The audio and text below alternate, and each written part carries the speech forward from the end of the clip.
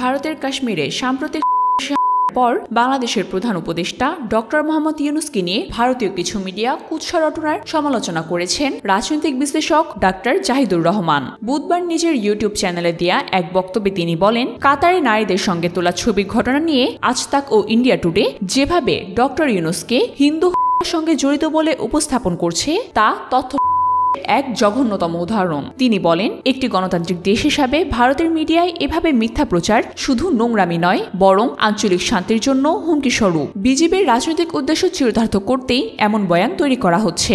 বিশেষ করে পশ্চিমবঙ্গের আসন্ন নির্বাচনের প্রেক্ষাপটে এসব প্রচার বিজেপির কৌশল হতে পারে বলে মন্তব্য করেন তিনি। ডক্টর জাহিদ বলেন, ভারতীয় নাগরিকদের উচিত এমন বিদ্বেষমূলক প্রচারের বিরুদ্ধে সোচ্চার হওয়া। অন্যদিকে বাংলাদেশের নাগরিকদেরও এ ধরনের অপপ্রচারে বিভ্রান্ত না হয়ে সতর্ক থাকতে হবে। ডক্টর ইউনূসের কাতার সফর ও কর্মসূচি ছিল একান্তই পেশাগত ও রাষ্ট্রীয়। সেখানে উল্লাস বা উদযাপনের অভিযোগ সম্পূর্ণভাবে ভিত্তিহীন।